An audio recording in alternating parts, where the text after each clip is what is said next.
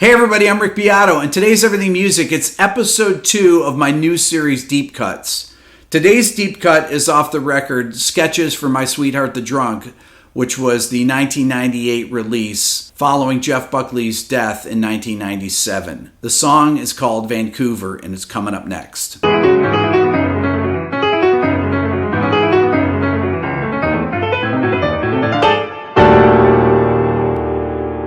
Okay, before I get started, I want to talk a little bit about meeting Jeff Buckley. When I was in my early 30s, I lived in New York City in the East Village. I actually lived on First Ave in St. Mark's, right on the corner almost. And I could walk to the club Sinead that Jeff used to play all the time in probably about 5 minutes. And I would go see him play there. He'd play in front of, place held probably 30 people or so.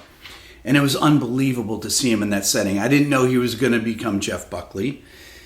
And then in 1995, he played in Atlanta. Now, I didn't go to the show, but I was at a club afterwards, and he showed up with a friend of mine. And I was introduced to him. Hey, it's Jeff Buckley. I was like, wow, I'm a really big fan. And I was standing at this jukebox. I had a friend's band that was going to play that I was going to see, and this jukebox had really weird tunes from the 50s, and Jeff was looking at it. He was fascinated by it, and we were talking about New York and about the Grace record. That's what he was touring on, and he started putting money in and choosing all these different songs. And it was fascinating. He was very much like his music. He had this intensity that you can hear in the song Vancouver. I also got a chance to work with Matt Johnson, who's the drummer on Grace. I worked on a project with a band called Essex that he played drums in 2004, I think, or 2003. And when he played, it always reminded me of Grace, the type of drum beats that he played. And so that's my Jeff Buckley experience. When Jeff died, to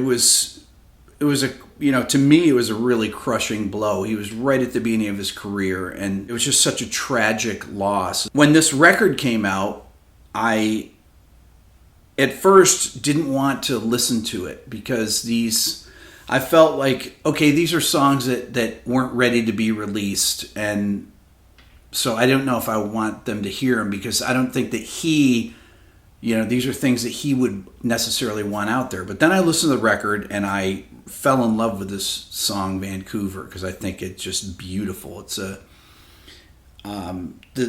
vocal style in it is incredible. The melody is beautiful. Let's check out the beginning of the track.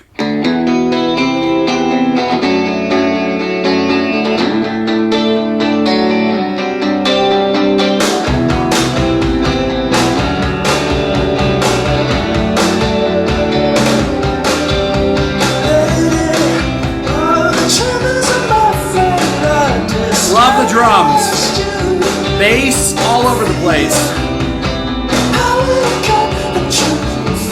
but the melody. Okay, let's talk about the chord progression. It's actually a very simple song as far as the chord progression is concerned, but it sounds really complex because the bass is all over the place playing inversions. The guitar part, from what I can gather from listening to it, is in an open D tuning.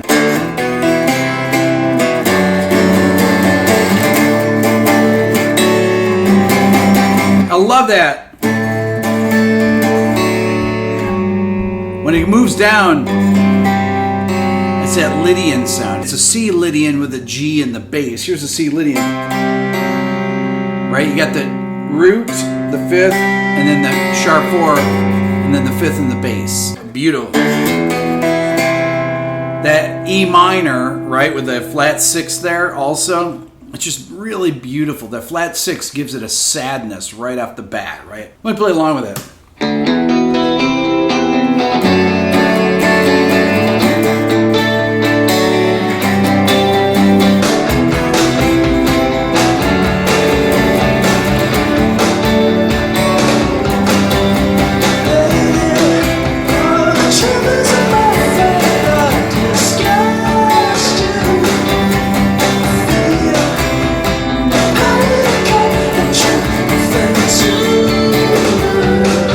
Next, I want you to check out the drum part because it's really unusual and it sounds massively big. The song was mixed by Andy Wallace, who produced and mixed the Grace album, and they brought him in to mix some of these tracks. And this is just the perfect Andy Wallace mix. Massively big bass where you can hear every note, huge drums, big kick drum, and the vocals placed perfectly. But the snare and kick pattern is so weird on this. I love it. Check it out.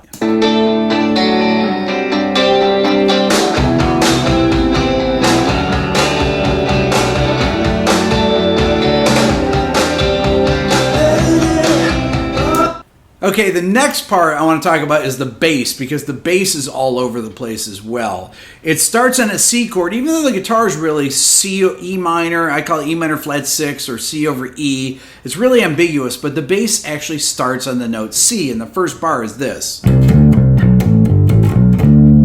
going to play along with it so you can see how much the bass is moving. Here it is.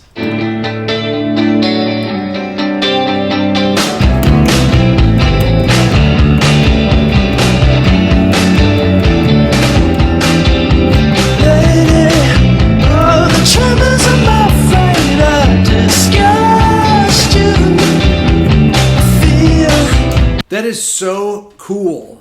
I mean, it goes other places later on we'll talk about, but that, for a bass line, it doesn't even get in the way of the melody. It's amazing. You have this really odd drum part, really busy bass part, beautiful guitar part, and then this vocal that's just floating over it. Let's check that out next.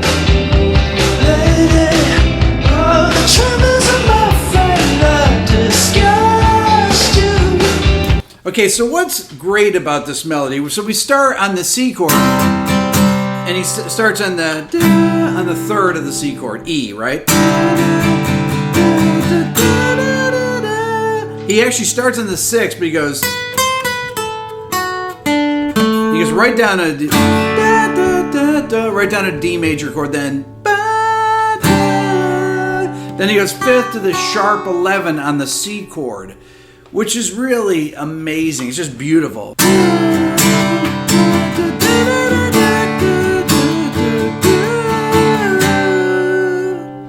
Killer melody. The second line.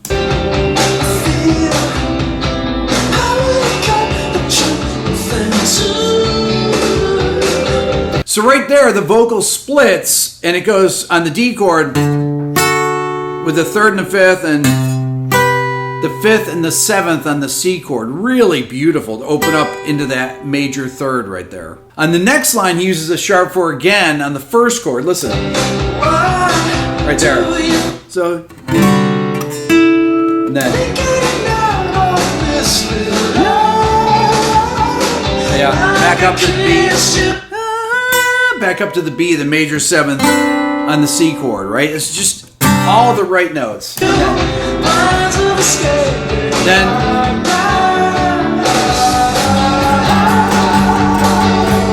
so right there on the G chord, he sings the 3rd to the sharp 4 or sharp 11, and then up to the 9th. So he's using all these upper extensions, which is why the melody is so beautiful. On the G major 7th chord, we have this.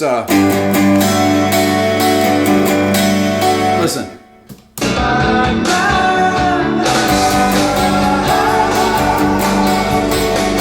Really beautiful, because you actually have this F sharp here. It's a gorgeous chord. Wow, love that. Next, we have this. Theremin. So the interlude has this weird theremin part that goes with it, and it gives it a very haunting vibe, and it leads it into the second verse really nicely. Here's the second verse. Same chord progression. Some different bass notes you hear though. It's moving around a little bit more. All inversions though there. Oh man, so good. More strumming in the guitar. Then we're back. Bridge.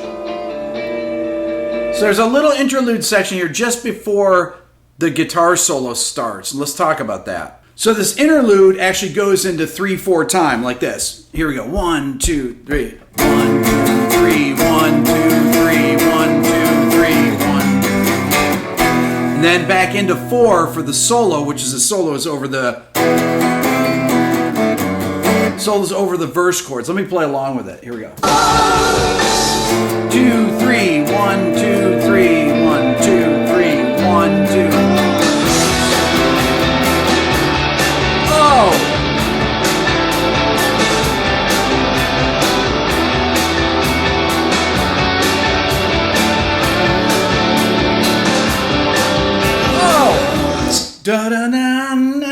Oh, incredible guitar solo. Just so creamy and perfectly blended in there. Sounds huge. What people don't realize, I think, about Jeff Buckley, or people that know Jeff Buckley's music, know that he's an incredibly good guitar player. If you listen to Hallelujah, for example, the Leonard Cohen cover, there's not a buzz note in it. It's a live take. I mean, it's perfectly played. Jeff Buckley was a total pro guitar player.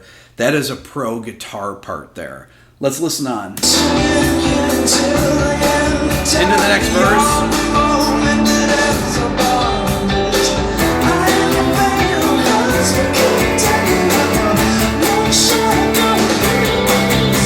Love it. We have more of those droning guitars. All those upstrokes there that moves the rhythm along. Then 1, 2, 3, 1, 2, 3, 1, 2, 3, 1, 2, 3. Okay, so this is the real bridge, and it goes into 3 here. Let's talk about that. Okay, so the coda here goes back into 3/4, and it starts in the same as the interlude. Check it out. It's incredibly heavy. It sounds like metal to me. Right here. 1, 2, 3, 1, 2. Goes down to F there.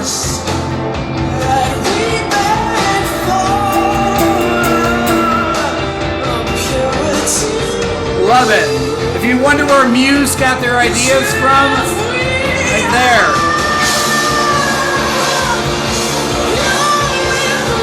So heavy. Matt Johnson. Love it.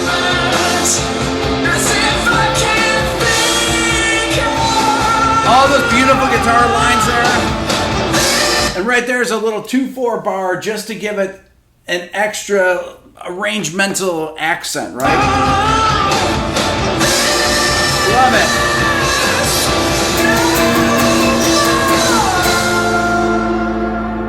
So the last ends on that first inversion F major chord. That's all for now. Remember, subscribe here to my Everything Music YouTube channel. If you're a new subscriber, don't forget to ring the bell. If you're interested in the Beato book, go to my website at www.rickbeato.com. Follow me on Instagram at rickbeato1. If you want to support the channel even more, think about becoming a member of the Beato Club. By the way, I have the new Beato Book 3.0 that just came out, so check it out. Thanks.